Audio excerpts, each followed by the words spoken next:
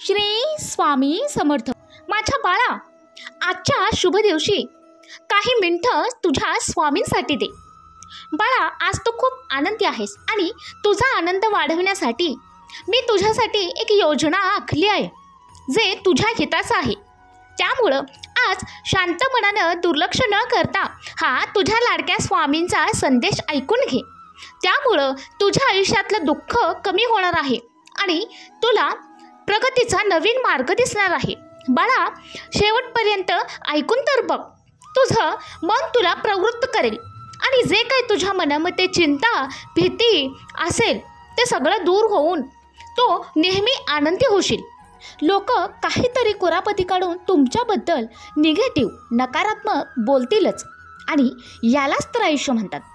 ह्या जगात कोणालाही तुम्हाला जज करायचा अधिकार नाही आहे, कारण तुम्ही कितीही संकट पार करत इथं पोहोचला आहात हे फक्त तुम्हाला माहिती आहे. ते इतरांना माहिती नाही, तुमच्या देवाला माहिती आहे आणि तुमच्या मनाला माहिती आहे. त्यामुळं इथे लोकांच्या मताला जास्त महत्त्व देऊ नका. ज्या लोकांना फक्त गरज असताना तुमची आठवण येत असेल तर तुम्ही वाईट वाटून घेऊ नका. तुम्ही स्वतःला भाग्यवान समजा, कारण तुम्ही त्या मेणबत्तीसारखे आहात जे कितीही गडद अंधार असला तरी पूर्ण परिसर प्रकाशमय करून टाकत असतं. जी योग्य लोक आहेत ती स्वतःहून तुमच्या आयुष्यामध्ये येतील आणि तुम्हाला कायमस्वरूपी तुमच्यासोबत राहतील. तुम्ही इतर लोकांना खुश करायचा प्रयत्न करूच नका. तुम्ही जसे आहात तसेच राहा. स्वतःच्या कामावर विश्वास ठेवा, प्रयत्न करा आणि कठोर परिश्रम करून कष्ट करत राहा. तुम्ही अशा लोकांपासून नेहमी लांब राहण्याचा प्रयत्न करा आणि लांब राहा जे कधीही त्यांची स्वतःची चूक कबूल करत नाहीत, मान्य करत नाहीत आणि प्रत्येक चुकीला तुम्हाला जबाबदार धरतात. तुम्ही कितीही समजावून सांगण्याचा प्रयत्न केला तरीही त्यांना काही फरक पडत नाही. ते स्वतःचं म्हणणं मान्य करतात आणि त्यांच्या म्हणण्यानुसारच वागतात. स्वामी नेहमी सांगतात, नेहमी तुम्हाला संदेश देतात. जेव्हा गोष्टी समस्ये पलीकडे जातात, समजावण्या पलीकडे जातात आणि मर्यादा ओलांडतात त्यावेळी आपण तिथेच थांबायचं. त्या गोष्टीचा जास्त त्रास करून घ्यायचा नाही किंवा अतिरेकही करून घ्यायचा नाही. बाळा, एक गोष्ट नेहमी लक्षात घे, बुराई का अंत हमेशा बुराई होत आहे. बाळा, नेहमी सत्याच्या मार्गावर चालत राहा, कारण ज्या खोटी आणि चुकीच्या गोष्टी असतात त्याचा शेवट हा नक्कीच दुर्दैवी असतो. त्यामुळं जेवढं जास्त तुम्ही खोटं जर वागत असाल तेवढं जास्त लोक तुझ्या आजूबाजूला असतील आणि जर तू खरं वागत असाल तर मोजकेच लोक तुमच्या आजूबाजूला असतील. हे नेहमी लक्षात घे. जर लोकांनी तुझ्यावर प्रेम करावं, तुला आपलेसं करावं, लोकांच्या मनामध्ये तुझी जागा निर्माण व्हावी असं तुला वाटत असेल तर आधी तू थोडासा बदल स्वतःमध्ये करून घे. मग बघ, लोक तुझ्याकडून प्रेरणा घेतील. कोणत्याही कामाची लाज बाळगू नकोस मुला, कारण तुझं कारण कोणतीही गोष्ट फुकट मिळत नाही. प्रत्येक गोष्टीसाठी कष्ट करावे लागतात.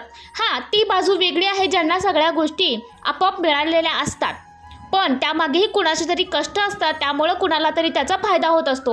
पण बाळा, तुझ्या बाबतीत तसं नाही आहे. तू आधीपासून एक चांगला कलाकार आहेस, म्हणून तर सर्वोत्तम भूमिका मी तुझ्या वाट्याला दिलं आहे बाळा. आणि पुढंही तुझ्या आयुष्यामध्ये खूप काही चमत्कारी गोष्टी घडणार आहेत आणि खूप चांगले दिवस तुझ्या आयुष्यात तुला पाहायला मिळणार आहेत बाळा. पण ते तू आजपर्यंत बघितलं नव्हतंस. आजपर्यंत तू खूप कष्टातून दिवस काढत आहेस आणि इथंपर्यंत पोचलायस. पण पुढंही तुझा मार्ग चांगलाच असणार आहे आणि तुझ्या भविष्यामध्ये चांगल्याच गोष्टी घडणार आहेत हे मात्र विसरू नकोस. कारण बाळा, आजचा दिवस रडवून घालण्यात काही अर्थ नाही आहे. नेहमी हसत खेळत राहा आणि तुझ्या चेहऱ्यावरचा आनंदच हे माझ्या सगळ्यासाठी मोठं समाधान आहे. तुझ्या चेहऱ्यावरचा हसू, आनंद, खुशी हे माझ्यासाठी सगळ्यात मोठं समाधान देणारं आहे बाळा. हे नेहमी लक्षात घे. त्यामुळं तुझे स्वामी तुझ्यासोबत आहेत ना, मग चिंता करण्याची काही गरज नाही. कुठल्याही काळावरती वेळ औषध आहे बाळा, हे नेहमी लक्षात घे. त्यामुळं कुठलंही जखम वाढत राहिल्यापेक्षा त्यावरती तुझ्या आनंदाची फुंकर मार. त्यामुळं बघ, स्वामी नेहमी तुझ्या धावून येतील, तुझ्या हाकेला धावून येतील आणि तुझं दुःख नेहमी दूर करतील. ह्याचा विश्वास ठेव. मला खात्री आहे तू हे करू शकतोस, कारण तू एक सर्वोत्तम कलाकार आहेस. त्यामुळे प्रत्येक भूमिका तू चांगल्या पद्धतीनंच निभावणार आहेस. बाळा, नशिबाला दोष देऊ नकोस, कारण आयुष्यात एक गोष्ट नेहमी लक्षात ठेव, सगळं काही नशिबानं मिळत नसतं. काही गोष्टी मिळवण्यासाठी तुला स्वतःला सिद्ध करावं लागतं आणि तू प्रयत्न जरी केलास तरी तिथे तुझ्या प्रयत्नांना यश देणं, फळ देणं ही माझी जबाबदारी आहे. हे नेहमी लक्षात घे बाळा.